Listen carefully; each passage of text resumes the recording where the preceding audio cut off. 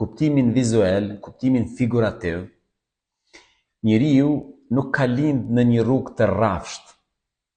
Njeriu ka lind në mes të një rrugë malore, që ka përpjezëm dhe që ka tatpjet, ka të poshtë. Pra, asnjë njeri s'ka lind në majë të kodrës, por as në fundin e saj. Secili prej nesh ka lind diku në mes. Pikërisht, këtu qëndron sprova hyjnore. Këtu është filozofia e edukimit sipas projektit kuranor. Këtu jemi duke u testuar.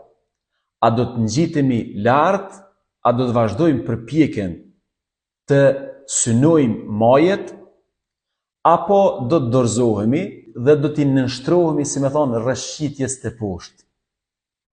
Shpeshherë thuhet në predikimet fetare, mos i shiqo ata që kanë rrëshqit, sepse rrëshqitja është e lehtë, por shiqoj dhe merri shembull ata që janë ngrit, sepse ajo është sfiduese.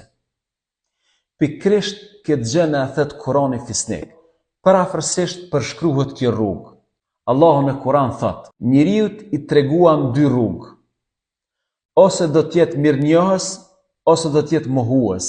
Pra, ose do të bëj përpjekje të avancoj, e të ngjitet larg në formimin dhe edukimin e tij, edhe mbi baza shpirtërore, edhe mbi baza morale, do të bëj përpjekje dita ditës të fisnikrohet, pra të avancoj, të ngjitet tutje, ose do të jetë mohues, pra do të filloj të rrëshqas të poshtë deri në fund pusit.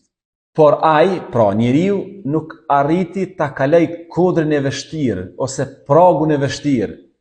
Domethënë, nuk arriti të jetë konsistent, të rezistoj, të bëj përpjekje për ta vazhduar, domethënë, rrugtimin e tij përpjet. Ka shpëtuar ai që e pastron veten e tij dhe është shkatruar ai që njollos veten e tij. Ngjitja përpjet nënkupton pastërti, nënkupton avancim. Lëshimi të poshtë ose rrëshqitja të poshtë nënkupton njollosje, nënkupton, domethënë, degradim i vlerave njerëzore.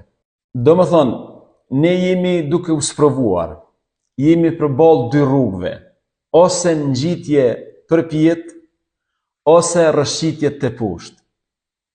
Në këtë ballafaqim, në këtë sfidë, Allahu i Madhnueshëm është me ne, na ka dhënë mendjen, na ka dhënë udhëzimin, na ka dhënë vullnetin,